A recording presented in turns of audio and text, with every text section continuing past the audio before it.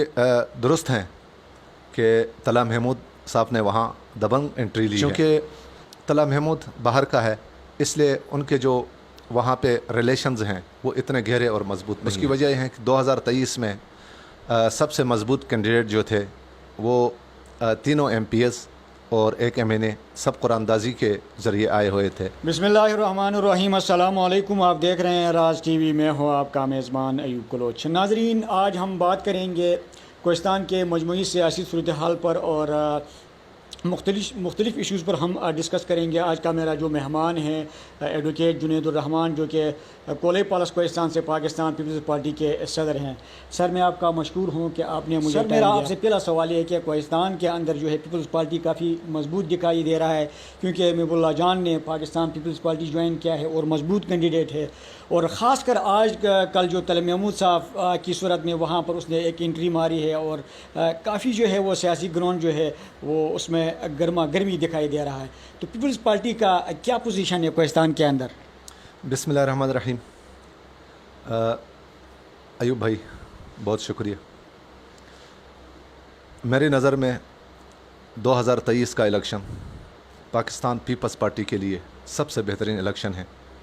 उसकी वजह यह है कि दुरुस्त हैं कि तला महमूद साहब ने वहाँ दबंग एंट्री ली है, उसी की वजह से जो हलचल मची हैं, तो हर तरफ से जो है गहमा गहमी है और जो तैयारियां हैं वो उरूज पे हैं। अब पाकिस्तान पीपल्स पार्टी के लिए बेहतर इसलिए हैं कि कोहिस्तान के अंदर से कोई मजबूत धड़ा होता, कोई मजबूत कैंडिडेट होता पीपल्स पार्टी के मुकाबले में, तो ज़्यादा मुश्किलात होती। चूँकि तला महमूद बाहर का है, इसलिए उनके जो वहाँ पे रिलेशंस हैं वो इतने गहरे और मजबूत नहीं हैं पीपल्स पार्टी के मुकाबले में।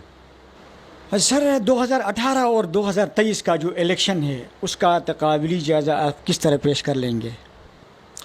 कोहिस्तान के लेवल में 2018 और 2023 का आपस में बहुत बड़ा फ़र्क है। सबसे मजबूत कैंडिडेट जो थे वो तीनों MPs और एक MNA सब कुरानदाजी के ज़रिए आए हुए थे और उन्हीं के पीछे सियासी इत्तेहाद और इत्तफाक़ था।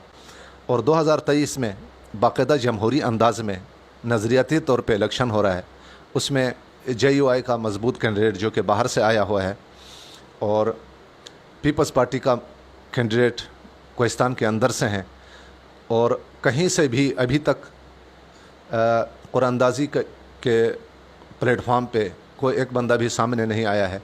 और हम दुआगो हैं कि अल्लाह ताला कोहिस्तान को इस कुरानदाजी के लानत से तला महमूद साहब को कह रहे हैं कि ये इम्पोर्टेड है, बाहर का है, फ़लाँ है, और सेम इल्ज़ाम जो है महबूबुल्लाह जान पे भी है।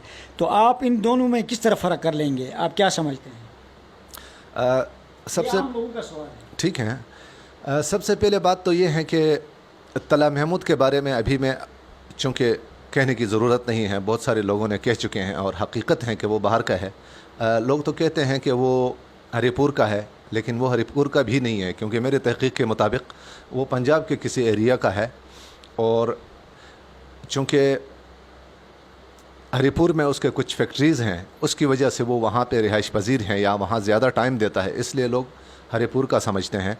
और दूसरी तरफ महबूबुल्लाह जान कोहिस्तान का बाशिंदा है, रुस्तम खैल हैं और वो बनकट का है। ये इल्ज़ाम क्यों है? कोहिस्तानी ये इल्ज़ाम लगाते हैं, बाहर के लोग नहीं। मैं बताता हूँ ना, कोहिस्तानी ये तो ज़ाती इख्तलाफात की वजह से, और वैसे भी एक कोहिस्तान का बाशिंदा हो और ज़िला कोहिस्तान उसने बनवाया हो, उसके बाद कोहिस्तान के तमाम BHUs और हाई स्कूल्स उसने बनाए हों, कोहिस्तान में सबसे ज़्यादा तरक्याती काम उन्होंने किया हो, उसके बाद कोई बंदा अगर ये कहता है कि ये बाहर का है, तो यानी ये माकूल बात नहीं है, बल्कि ये तो अपने ज़ाती इख्तलाफात को गलत तौर पे वो पेश करते हैं। चूँकि आप भी समझते हैं, मैं भी समझता हूँ, एक बंदा 1970 से लेकर आज तक इलेक्शन लड़ रहा हो और उसको बाहर का कहना, ये तो गलत है। और एक बंदा इस तरह का है कि वो आज आता है इलेक्शन में, जो कि पहले उन्होंने इंतखाबी इलेक्शन ही नहीं किया हो, उसके लिए जो है इतने ज़ोर व शोर के साथ उसको डिफेंड करना, ये भी कोहिस्तानी कल्चर और कोहिस्तानी रवायत के ख़िलाफ़ हैं। लिहाजा महबूबुल्लाह जान पर जो इल्ज़ामात लगते हैं उसमें कोई हकीकत नहीं है। یعنی سیاسی الزامات تراشی ہے. بالکل یہ سیاسی الزامات تراشی ہے اپنے مقاصد کے لیے. کچھ لوگ جو ہیں کسی چیز کو بہت بڑھا چڑھا کے پیش کرتے ہیں، لیکن آج 2023 میں کوہستانی سیاسی اعتبار سے بڑے شعور رکھتے ہیں. ایسا نہیں ہے، لوگ تو یہ سمجھتے ہیں کہ کوہستانی سیاست کو بالکل نہیں سمجھتے ہیں، لیکن کوہستانی سب سے زیادہ سمجھتے ہیں سیاست کو. اس کی وجہ یہ ہے کہ وہاں کا جو کلچر ہے، وہاں جرگہ اور حجرہ کا حصہ ہوتے ہوئے سیاسی شعور بہترین انداز میں وہ کوہستان میں زد بازی زیادہ ہیں، ایک دوسرے کو برداشت کرنے کا جو مادہ ہے وہ کم ہے. اس کی وجہ سے یہ الزامات سامنے آ رہے ہیں. سر اوورال پاکستان کا جو مجموعی سیاسی صورتحال ہے وہ خاص کر پاکستان پیپلز پارٹی کے حوالے سے 2018 کے مقابلے میں 2023 کیسا ہوگا پیپلز پارٹی کے لیے؟ پاکستان پیپلز پارٹی کا نمبر ایک تو قومی دھارے پہ پاکستان پیپلز پارٹی کا ایک ٹھوس رول ہے، ایک جاندار رول ہے.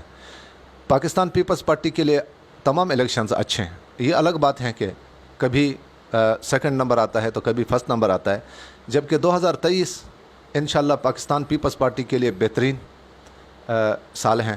اس کی مین وجہ یہ ہے کہ ایک تو ہمارے نوجوان قیادت ہیں، اور گزشتہ ایک سال سے انہوں نے جو وزارت خارجہ میں پرفارم کیا ہے، اور دوسری طرف ہمارے کیا پرفارم کیا سر؟ انہوں نے جو سفارتی آداب کے مطابق پوری دنیا میں جو سفارتکاری کی ہیں، تو انہوں نے پاکستان کے لیے جو نمائندگی کا حق ادا کیا ہے، اور سب سے کم عمر ہوتے ہوئے بھی اس کی ہر تقریر میں، ہر بات میں اور ہر میٹنگ میں سنجیدگی اور میچورٹی کی جھلک نظر آتی ہے. بدقسمتی سے ہمیشہ کوہستان جب بھی انتخابات قریب آتے ہیں اس سے پہلے وہ پارٹیوں کا نعرے لگاتے ہیں، کوئی ایک پارٹی کا نعرہ لگاتا ہے، کوئی دوسرا نعرہ لگاتا ہے، لیکن جب انتخابات قریب آتے ہی وہ پھر وہ قومیت، علاقیت اور لاٹری سسٹم پہ لوگ بٹ جاتے ہیں. آپ کیسا دیکھتے ہیں؟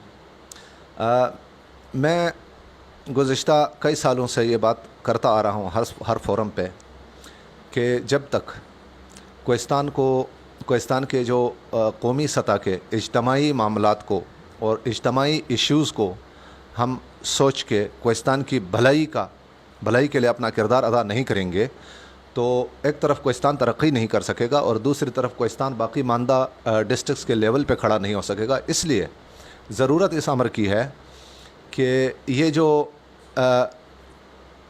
تفریق ہیں، یہ جو تعصبات ہیں، ان تمام سے بالا تر ہو کر ہم اپنا کردار ادا کریں گے، اور وہ دن بھی دور نہیں ہے، ابھی شروعات ہیں.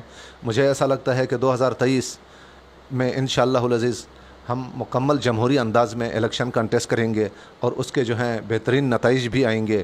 اور یہ سلسلہ جب آگے چلے گا تو کوہستان میں انشاءاللہ بہتری آئے گی، اور مجھے امید بھی یہی ہے اور توقع بھی یہ رکھتا ہوں کہ انشاءاللہ کوہستانی نوجوان اب کے بعد کوہستان کا ہی سر جاتے جاتے آپ کوہستان کے نوجوانوں کو کیا پیغام دیں گے، خاص کر جو 2023 کا الیکشن آ رہا ہے اس حوالے سے؟ کوہستانی نوجوانوں کو ہمیشہ کی طرح میں یہی پیغام دوں گا کہ انفرادی سوچ کو ترک کر کے اجتماعی سوچ کو اپنائیں. یہ الگ بات ہے کہ کوئی ایک لیڈر ان کا پسندیدہ ہو سکتا ہے، کوئی پارٹی پسندیدہ ہو سکتی ہے، لیکن کوہستان کے جو قومی معاملات ہیں، کوہستان کے جو قومی ایشوز ہیں، اس کے لیے ہم ایک تھے، ایک ہیں اور ایک رہیں گے. یہی پیغام ہے میرا کرے گا. بڑی مہربانی سر آپ نے مجھے ٹائم دیا، ٹائم دینے کا مشکور ہوں. لیکن یہاں پر بات یہ ہے کہ ہمیں نظریات پر ووٹ دینا چاہیے، اور خاص کر جو ہے تعصب، قومیت، علاقیت اور ان لاٹری سسٹم سے نکل کر کسی کو بھی ووٹ دے، لیکن جو بھی جیتے گا تو اس کو اجتماعی کاموں کے لیے فوکس کرے، نہ کہ اپنے انفرادی کاموں کے لیے فوکس کرے. بہت بہت شکریہ.